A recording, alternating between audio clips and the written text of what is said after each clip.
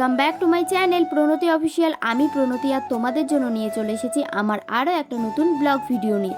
তো তোমরা ভিডিওটা স্কিপ না করে পুরো শেষ অবধি দেখো, আশা করি তোমাদের ভিডিওটা ভালো লাগবে। তো কেমন আছো তোমরা সবাই? আশা করছি তোমরা সকলে ভালো আছো, আর আমিও কিন্তু বেশ ভালোই আছি। তো দেখো এখন কিন্তু আমরা রেডি হয়ে বেরিয়ে পড়েছি, আর কোথায় যাচ্ছি সেটা তোমাদেরকে আগে বলি।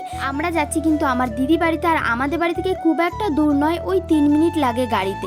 তো দেখো এখন কিন্তু আমরা চলে এসেছি, মানে আমরা একটু আগেই এসেছি, আর আমার দিদি এসেই কিন্তু প্রথমে খেতে বসে পড়েছে। দাঁড়াও তোমাদেরকে সেটা একটু পরে দেখাচ্ছি। আসলে আমি আসার পরে না ভিডিও করিনি, তারপরে আমি বললাম যে আমি তো ভিডিও করিনি, দাঁড়া আমি বাইরে থেকে একবার ভিডিও করে নিয়ে আসি।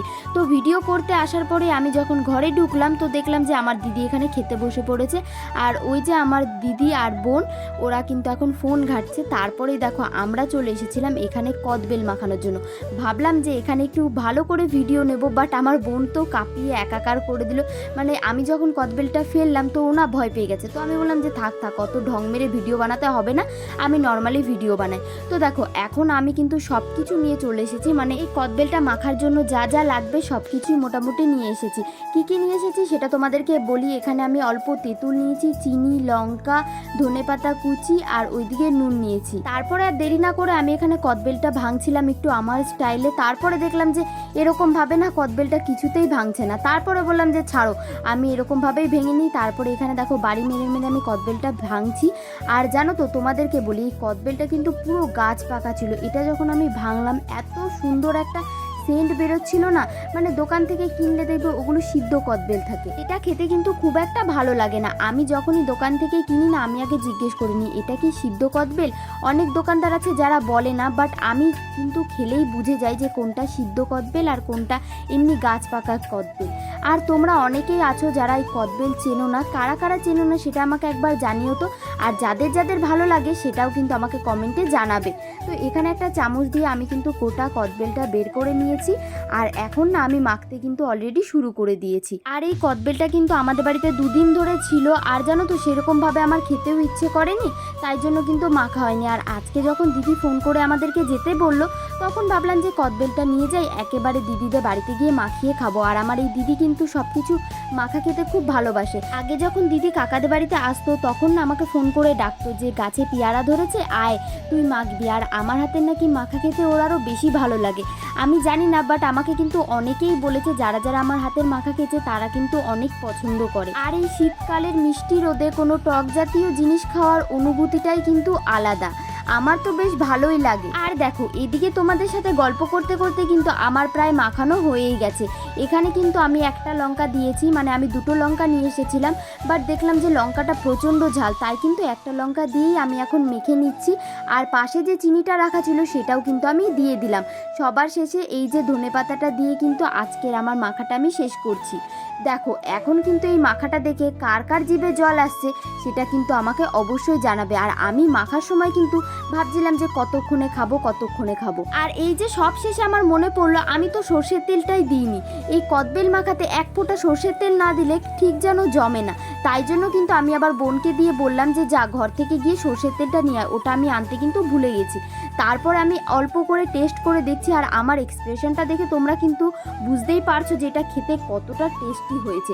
আমার তো খুবই ভালো লাগে, সেটা যে কোনো মাখা হোক না কেন। বিশেষ করে আমি আম মাখাটা খুবই পছন্দ করি, আর তার সাথে কিন্তু কদবেল মাখাটা আমার ভীষণই ভালো লাগে। তো দেখো আমার খাওয়া হয়ে গেছে। এরপর আমি বোনকে বললাম যে তুইও একটু টেস্ট করে বল যে তোর কেমন লাগছে। তাই জন্য দেখো এখন বোন টেস্ট করছে। আর জানো তো আমরা সবাই মিলে খেতে এতটাই ব্যস্ত হয়ে গেছিলাম যে আমি তারপরে আর কোনো ভিডিওই করিনি। তারপরে এই যে এখন এসে দেখলাম যে আমার পাপা ঘুম থেকে উঠে না গাড়ি নিয়ে খেলছে।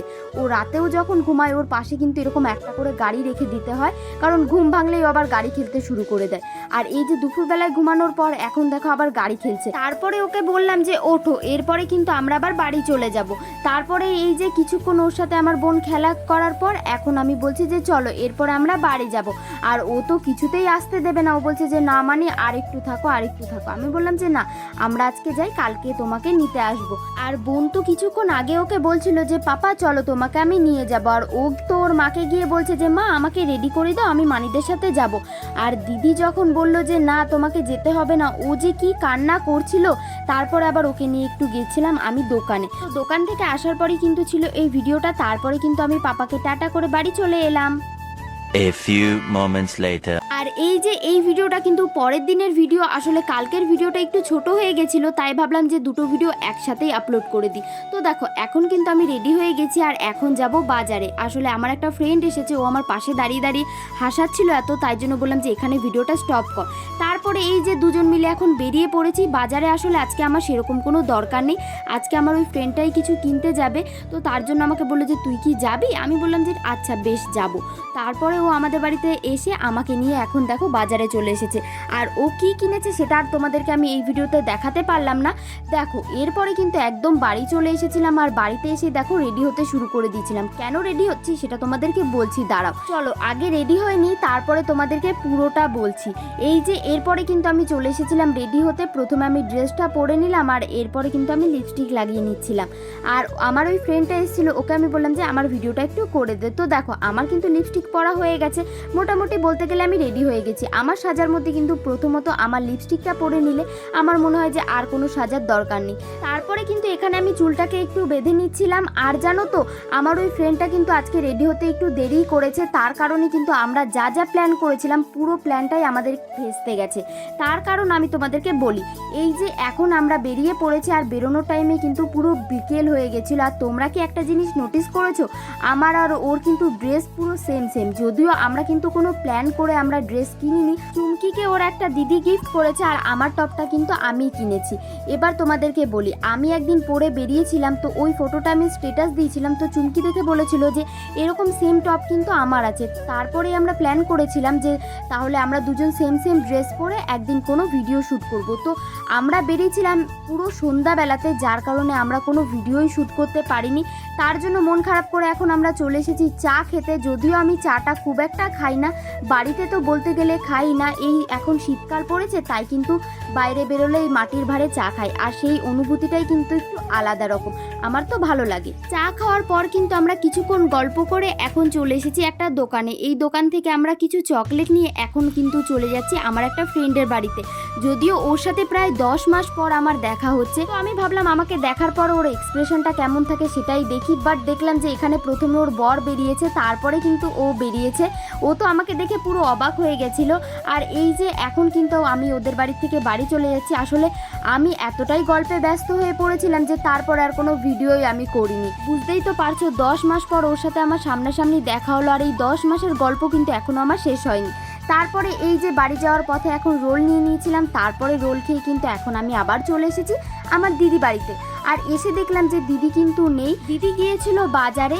তারপরে পাপার সাথে কিছুক্ষণ দেখা করে এখন কিন্তু আমি বাড়ি চলে আসছিলাম, আর আসার পথেই দেখলাম যে আবারও আমার চুমকির সাথে দেখা হয়ে গেছে।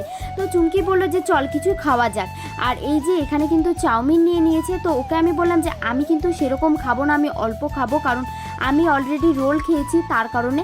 তো ও বললো ঠিক আছে কিছুটা টেস্ট কর। তো এরপরে কিন্তু আমিও এখানে চাউমিনটা টেস্ট করে নিচ্ছিলাম।